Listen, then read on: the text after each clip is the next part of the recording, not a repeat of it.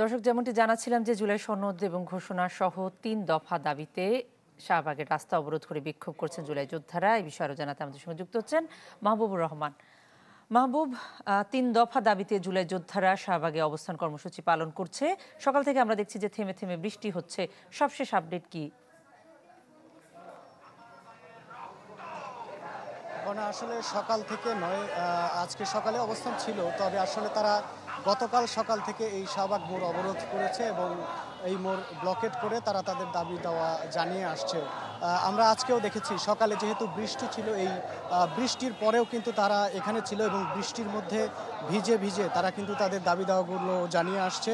এবং যখন দুপুর হয় এবং আজকে যেহেতু শুক্রবার, তারা কিন্তু এখানে তারা নামাজ আদায় করেছে এবং এটি আগে তারা বলেছিল আজকে তারা এখানে নামাজ আদায় করবে, সকালে বলেছে। এবং তারা কিন্তু এখানে নামাজ আদায়ের পরে এখানে আবারও অবস্থান নিয়েছে। আমরা দেখতে পাচ্ছি যে তারা তাদের দাবিতে এখনো স্লোগান দিচ্ছে এবং দাবি জানিয়ে যাচ্ছে।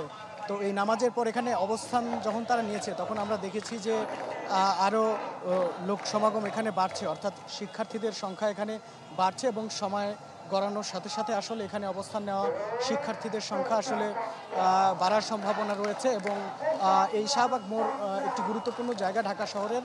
তো এটি বর্তমানে এই মোড় দিয়ে গাড়ি চলাচল বন্ধ রয়েছে এবং গণপরিবহন আসলে চলছে, কিন্তু এই রুটের যেগুলো ছিল সেগুলো আসলে বিকল্প রাস্তা ব্যবহার করছে এখন।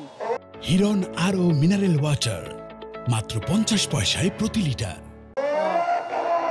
এই মুহূর্তে কিন্তু তারা বিভিন্ন রকম স্লোগান দিচ্ছে এবং তাদের যে দাবি জুলাই ঘোষণাপত্র, জুলাই সনদ, এই জুলাই ঘোষণাপত্র এবং জুলাই সনদ যতক্ষণ না পর্যন্ত নিশ্চিত করা হবে, অথবা এই বিষয়ে অঙ্গীকার বা প্রতিশ্রুতি যতক্ষণ না আসছে, তারা এই শাহবাগ মোড় অবরোধ করে তারা এখানে অবস্থান নেবে। এমন বক্তব্য আমরা তাদের কাছ থেকে পেয়েছি। এবং তারা আমাদেরকে যেটি বলেছে যে অতীতেও বাংলাদেশে বিপ্লব হয়েছে, গণঅভ্যুত্থান হয়েছে, কিন্তু সেই গণঅভ্যুত্থানের নায়কেরা পরে রাষ্ট্র পরিচালনায় যখন অন্যান্য গোষ্ঠী যখন ক্ষমতায় এসেছে, তখন কিন্তু তারা তাদেরকে প্রশ্নের সম্মুখীন করেছে। তো সেই জায়গায় আসলে যেন না যায়, তাই তারা জুলাই ঘোষণাপত্র চায় এবং জুলাই সনদ চায় এবং এই দুটির বাস্তবায়ন তারা কিন্তু চায়।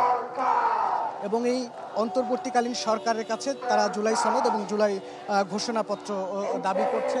এবং আমরা এর আগেও দেখেছি যে এর আগে ওই জুলাই সনদের কথা এসেছিল, জুলাই ঘোষণাপত্রের কথা এসেছিল এবং একটি খসড়া যে জুলাই সনদ, সেটি কিন্তু বিভিন্ন রাজনৈতিক দলের কাছেও কিন্তু পাঠানো হয়েছে এবং তারা সেটি বিবেচনা করছেন। এবং এই জুলাই সনদকে ঘিরে এর আগেও আমরা দেখেছি তারা কিন্তু এখানে অবস্থান নিয়েছে। এবং আজকের যে তাদের এই জুলাই সনদ এবং ঘোষণাপত্রের দাবিতে যে অবস্থান, তারা সর্বশেষ যেটি বলেছে যে যতক্ষণ না পর্যন্ত জুলাই সনদ এবং জুলাই ঘোষণাপত্রের ব্যাপারে কোনো সিদ্ধান্ত না আসবে সরকারের পক্ষ থেকে, ততক্ষণ তারা এই শাহবাগ মোড়ে অবস্থান করবেন। এবং এখানে অনির্দিষ্টকালের জন্য তারা যেটি বলছেন যে আসলে যতক্ষণ না পর্যন্ত এই জুলাই সনদ এবং ঘোষণাপত্রের বিষয়ে প্রতিশ্রুতি না আসবে সরকারের কাছ থেকে, ততক্ষণ পর্যন্ত তারা এই শাহবাগ মোড়েই অবস্থান করবেন।